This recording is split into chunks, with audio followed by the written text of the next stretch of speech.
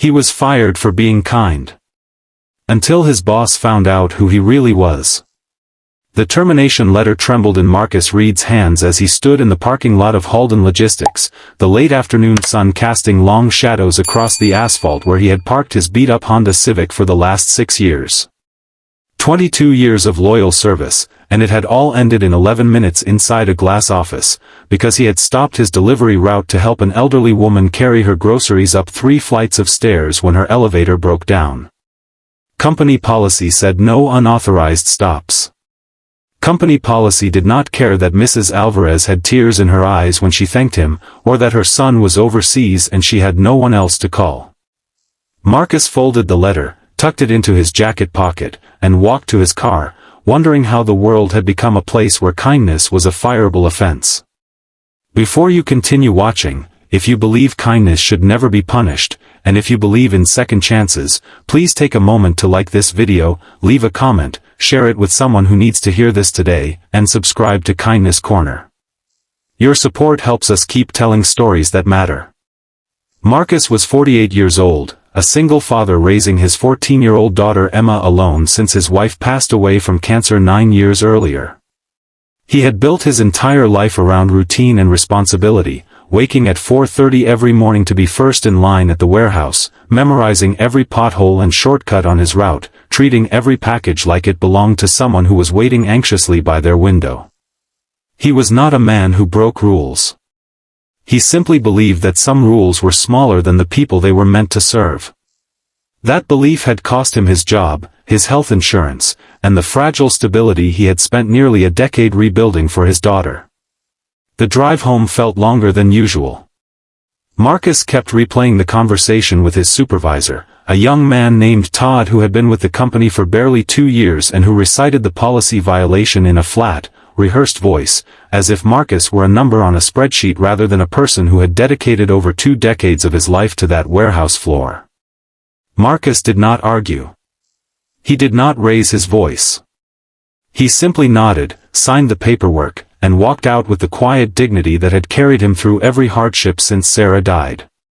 But inside, panic was already building, a cold weight settling in his stomach as he thought about the rent due in 11 days and the growing pile of medical bills from Emma's asthma treatments. That night, Marcus sat at the kitchen table long after Emma had gone to sleep, spreading out bills across the chipped wood surface, doing math that refused to add up no matter how many times he recalculated. He thought about calling his brother in Ohio, but pride held him back, the same pride that had kept him from asking for help even when things were at their darkest after Sarah's funeral. He thought about the other drivers at Halden who had watched him get walked out by security, some of them looking away in discomfort, a few offering quiet nods of solidarity they were too afraid to voice aloud. Nobody said anything to Todd. Nobody dared risk their own job to defend a man who had simply tried to help an old woman climb her stairs. The weeks that followed were brutal. Marcus applied to over 30 positions, from warehouse jobs to delivery gigs to overnight stocking shifts, but at 48, with a gap forming in his employment history and no severance to soften the blow, doors kept closing. He sold his late wife's jewelry, pieces he had sworn he would keep for Emma one day, just to cover a partial rent payment. He skipped meals so Emma would not notice the shrinking grocery budget, telling her he had already eaten at work when in truth he had eaten nothing since breakfast. Emma, perceptive beyond her years, began to sense that something was deeply wrong, though her father worked hard to shield her from the full weight of it, determined that she would still get to be a kid for as long as he could manage it. It was on a rainy Tuesday afternoon, 3 weeks after losing his job, that Marcus found himself standing outside a small independent grocery store downtown, having just been rejected for a stock clerk position because he was, in the manager's words, overqualified and likely to leave the moment something better came along. As he turned to walk back to his car, he noticed an elderly man struggling to load heavy bags into the trunk of his sedan, his hands shaking, his breathing labored. Without thinking, the way kindness had always come to him without thinking, Marcus jogged over and offered to help, lifting the bags with practiced ease and arranging them carefully in the trunk so nothing would spill during the drive. The old man thanked him warmly, introducing himself as Walter, and the two fell into easy conversation beneath the awning while the rain poured down around them.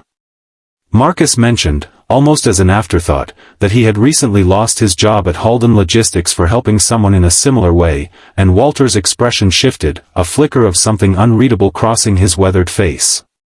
He asked Marcus several pointed questions about his route, his years of service, and the exact circumstances of his termination, questions that felt oddly specific for a casual conversation. Marcus answered honestly, too tired and too far past caring about appearances to filter himself. Walter thanked him again, shook his hand firmly, and disappeared into the gray afternoon. Marcus thought nothing more of the encounter until the following week, when he received an unexpected call from a private number. The voice on the other end introduced itself as belonging to the executive office of Halden Logistics' parent company, requesting that Marcus come in for a meeting at their downtown headquarters, a gleaming glass tower he had only ever seen from a distance.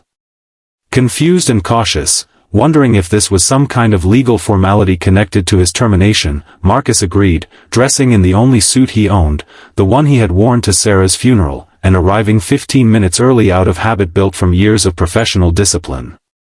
He was led into a corner office on the top floor, and there, seated behind a wide mahogany desk, was Walter, dressed now in an impeccably tailored suit rather than the rain-soaked coat from their first meeting. Marcus stood frozen in the doorway, piecing together the truth with dawning disbelief.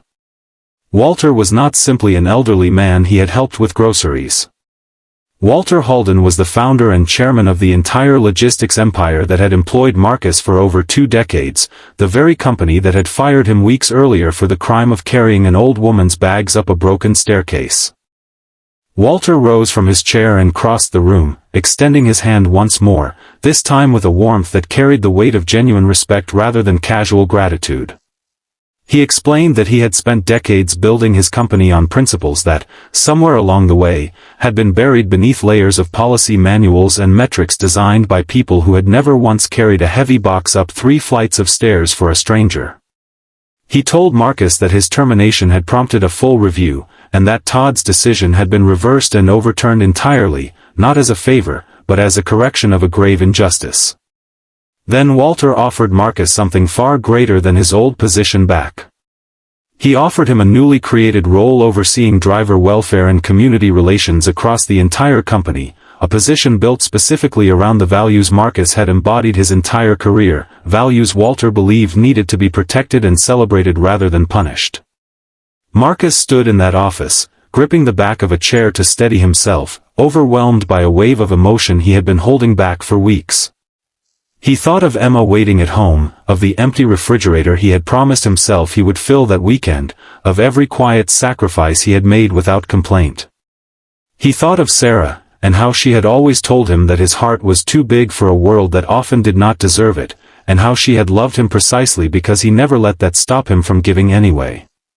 If this story touched your heart even a little, please consider liking this video and sharing it with someone who might need a reminder that kindness is never wasted, even when it feels like it costs everything.